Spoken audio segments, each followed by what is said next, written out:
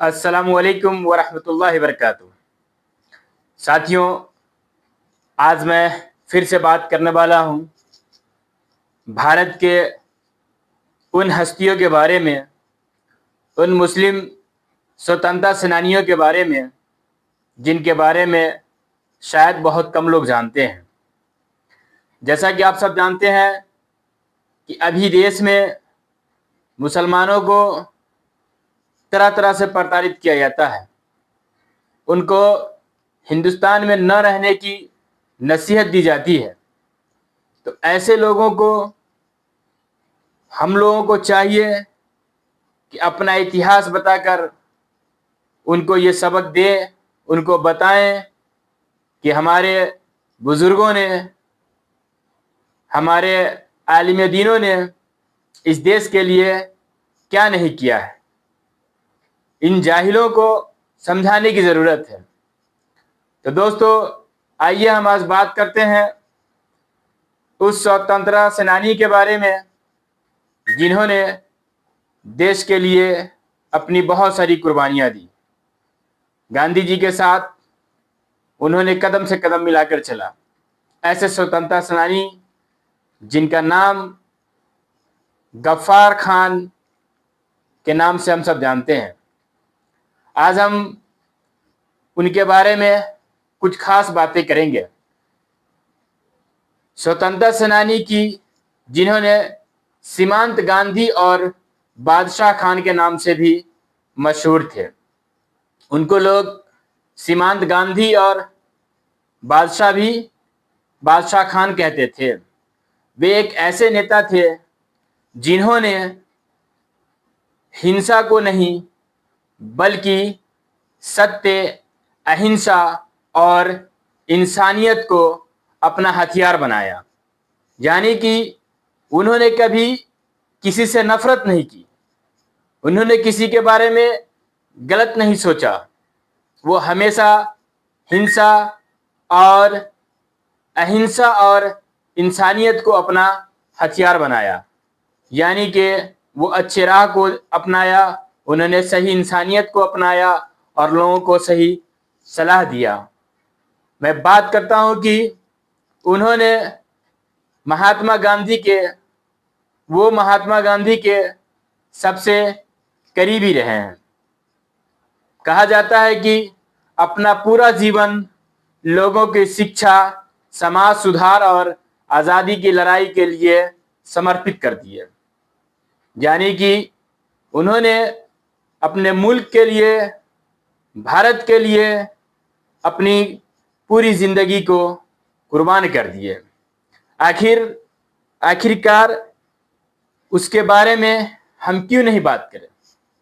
ऐसे जाहिलों को हम ऐसे क्रांतिकारी, स्वतंत्रता सेनानी और देश से मोहब्बत की खातिर अपनी कुर्बानी देने वाले के बारे में हम इन जाहिलों को क्यों न समझाएं। आखिर कौन थे अब्दुल गफ्फार खान? उन्होंने अंग्रेज के खिलाफ कैसी लड़ाई लड़ी, ये भी जानना हमें ज़रूरी है। बार बार जेल भेजा गया और आज भी उन्हें इतिहास के महान नेताओं में किया जाता है। आइए विस्तार से और कुछ जानते हैं उनके बारे में, उनके जन्म के बारे में, वो कहाँ की कैसे थे। आइए पूरा विस्तार और जानते हैं। अब्दुल गफ्फार खान का जन्म 6 फरवरी 1890 को उत्मांजन गांव में हुआ था, जो आज पाकिस्तान का हिस्सा है। उनके पिता का नाम बहारम खान था, जो समाज में सम्मानित व्यक्ति थे, समाज के एक अच्छे और सामाजिक व्यक्ति थे। उन्होंने तय किया कि सबसे पहले लोगों को शिक्षित करना होगा।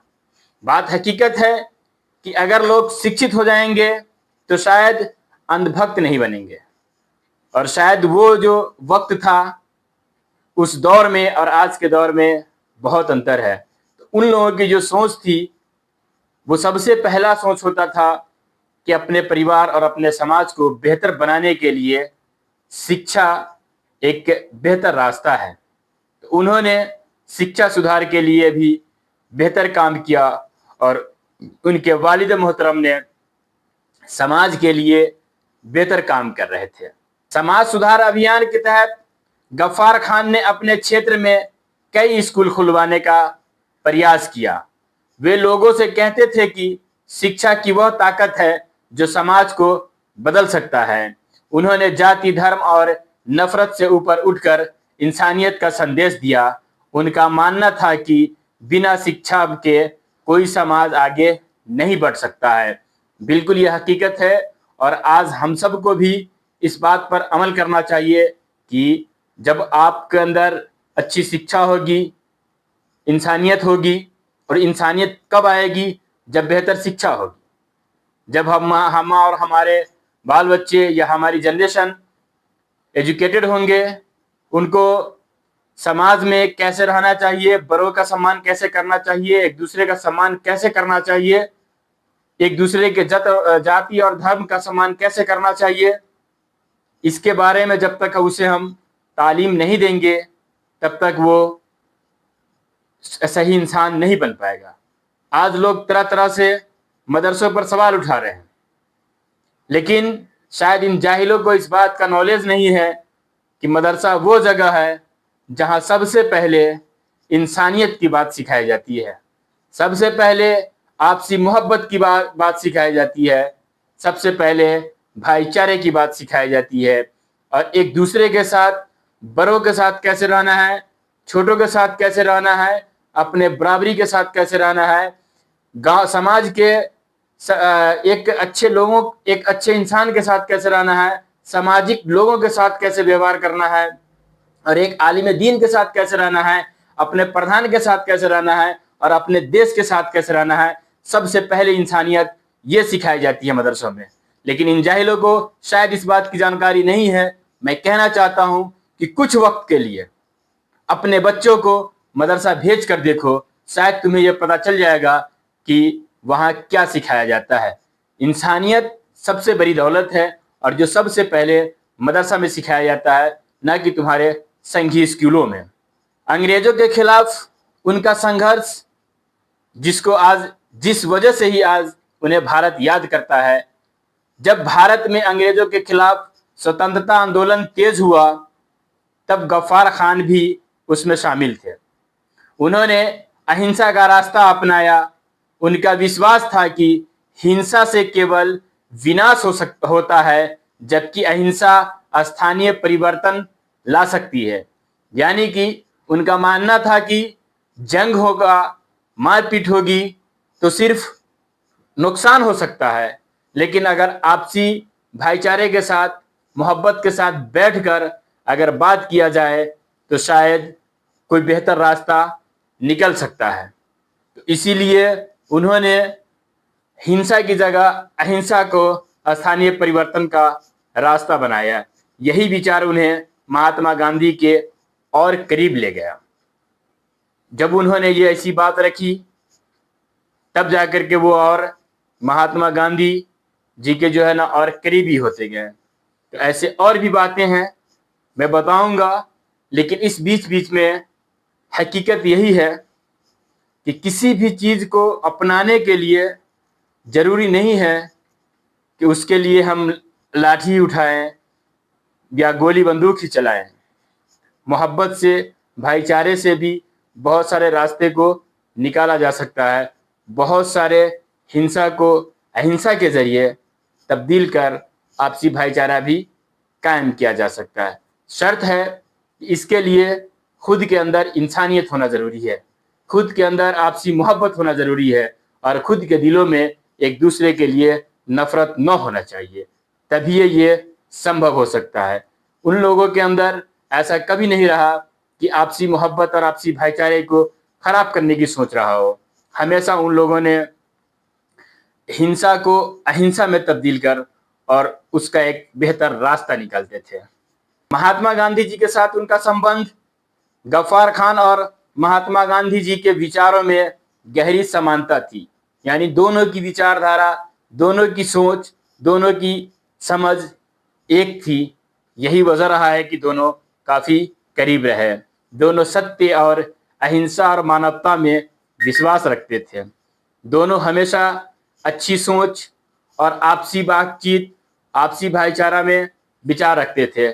इसी कारण लोगों ने गफ्फार खान को सीमांत गांधी कहना शुरू कर दिया था, क्योंकि गांधी जी तो गांधी जी थे ही, लेकिन उनके करीब होने के कारण लोगों ने गफ्फार खान साहब को भी सीमांत गांधी के नाम से पुकारना शुरू कर दिए थे।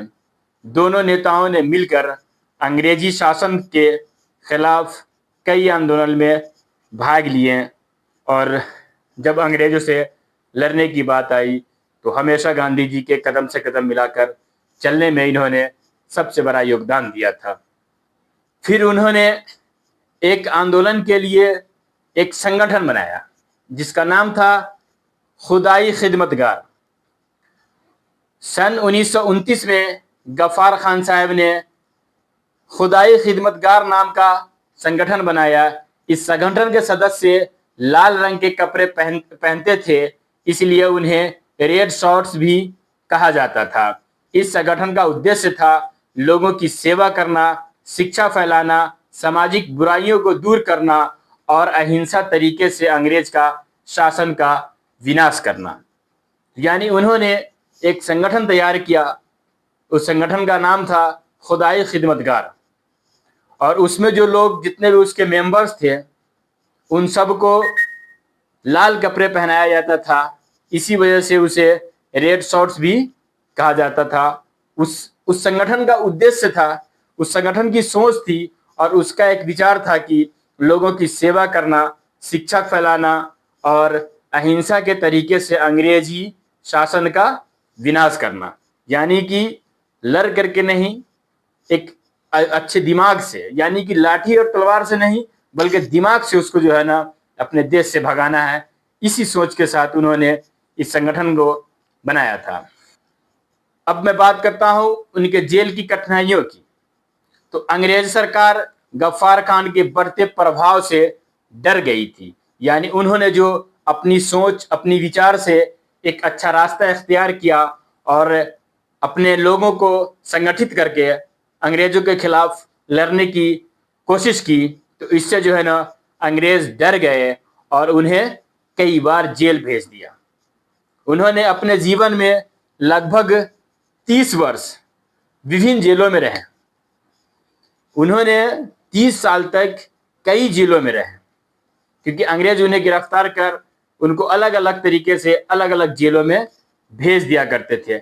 लेकिन जेल की यातनाएं भी उनके हौसले को तोड़ नहीं पाया। यानी कि जेल में उसको प्रताड़ित करने के बाद, उनको बार बार जेल भेजने के बाद भी वो कभी डरे नहीं अंग्रेजों से और उनका हौसला पस्त नहीं हुआ।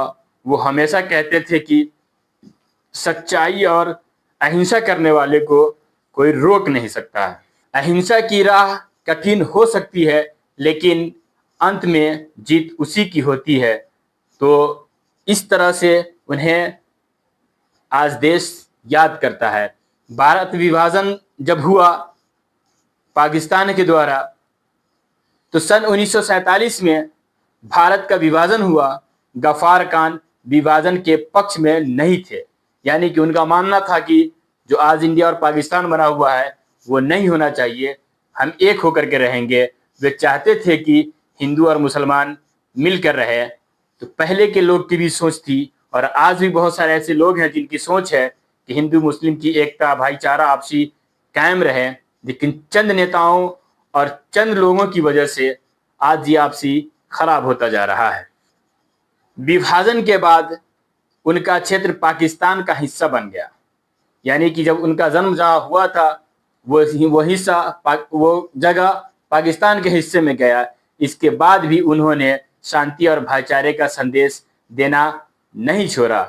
पाकिस्तान में भी उनके संघर्ष काफ़ी रहे हैं। पाकिस्तान बनने के बाद भी उन्हें कई बार जेल भेजा गया। उनके विचार और लोकतंत्र की आवाज़ कई शासकों को पसंद नहीं आई। इसके बावजूद उन्होंने कभी हिंसा का रास्ता नहीं अपनाया। वे जीवन भर इंसानियत और शांति के समर्थक बने रहे। वो अपनी पूरी जिंदगी इंसानियत पर और आपसी भाईचारे पर कायम रखे उन्होंने। भारत सरकार ने उनके योगदान को सम्मान देते हुए वर्ष 1987 में उन्हें भारत रत्न से सम्मानित किया गया। वे उस चुनिंदा विदेशी नागरिकों में शामिल है जिन्होंने भारत का सर्वोच्च नागरिक सम्मान मिला। यह सम्मान केवल उनके लिए नहीं बल्कि उनके आदर्शों के लिए भी सम्मानजनक था। और अब लास्ट इस वीडियो में मैं उनके बारे में बताने जा रहा हूं कि उनका निधन 20 जनवरी 1988 को हो गया था। उनकी अंतिम इच्छा के अनुसार उन्हें अफगानिस्तान के जलालाबाद में दफनाया गया। यानी कि उनकी ख्वाहिश थी कि उनको अफगानिस्तान में दफनाया जाए। जिस जगह पर उन्होंने बताया था, जिस जगह जहां बताए थे, उनके इच्छा अनुसार उन्हें अफगानिस्तान के जलालाबाद में दफनाया गया।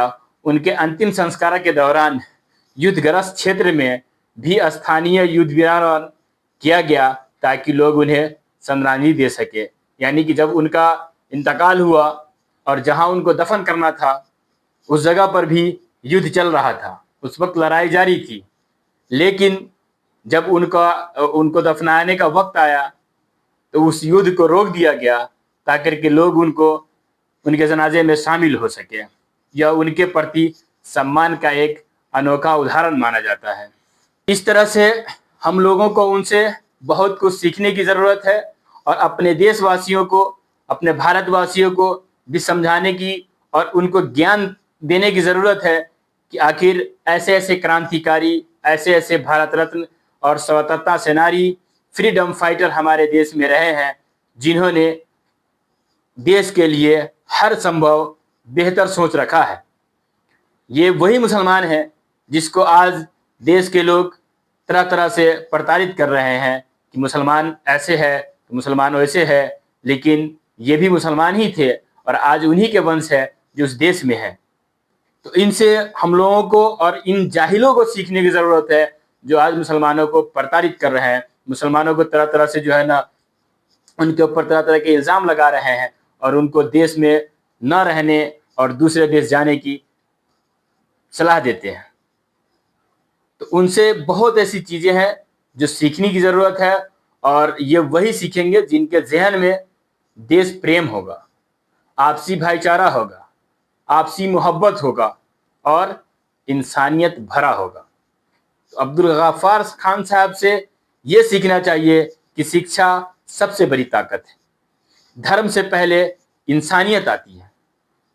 अहिंसा कमजोरी नहीं, सबसे बड़ी ताकत है।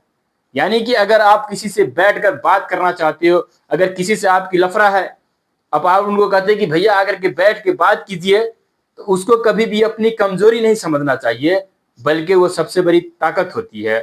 नफरत कभी स्थानीय समाधान नहीं बन सकता है। आज जिस तरह से लोग नफरत की बात करते हैं, जिस तरह से हिंदुस्तान के अंदर में चंद लोगों ने तरह तरह से जो है ना नफरत की बात करके देश का माहौल खराब करते हैं, तो इसका सही समाधान नहीं हो सकता है। ये देश के लिए बेहतर नहीं हो सकता है। इसलिए देश को बेहतर बनाना है, हिंदुस्तान को आप बेहतर बनाना है और फिर से वैसा ही सोने की चिड़िया बनाना है, तो सबसे पहले हम सबको चाहिए कि हमें एक अच्छा इंसान बनना चाहिए। क्योंकि जाति धर्म से बढ़कर सबसे पहले इंसानियत है और इंसानियत का कोई धर्म नहीं होता है। इसलिए हम सबको सबसे पहले ऐसे क्रांतिकारी और स्वतंत्रता सेनानियों से हम सबको सीखनी चाहिए कि आखिर देश की तरक्की और देश को आप भाईचारे में कैसे बनाया जाए, देश एक और नेक कैसे बन सके। ये बात उन लोगों से सीखने की ज़रूरत है। वो हमारे आदर्श भी रहे हैं देश के लिए और इंसानियत के लिए और आपसी भाईचारे के लिए एक आइडियल रहे हैं। उन्होंने अपने जीवन से यह साबित किया कि बिना हथियार उठाए भी अन्याय के खिलाफ संघर्ष किया जा सकता है। ये सब चीज़ सीखने की है। अगर हम उनके विचारों को अपने जीवन में अपनाएं तो समाज में प्रेम, शांति और एकता को बढ़ावा मिल सकता है। यदि आपको यह जानकारी पसंद आई हो तो वीडियो को लाइक करें, अपने दोस्तों के साथ शेयर करें और चैनल को सब्सक्राइब करना ना भूलें। हमें ऐसे लोगों के बारे में जानना बहुत ज़रूरी रहता है। उम्मीद करते हैं आप सब लोग इस बातों से कुछ सीखेंगे और इसको अपने जीवन में उतारने की कोशिश करेंगे। बहुत बहुत शुक्रिया। अल्लाह हाफिज़।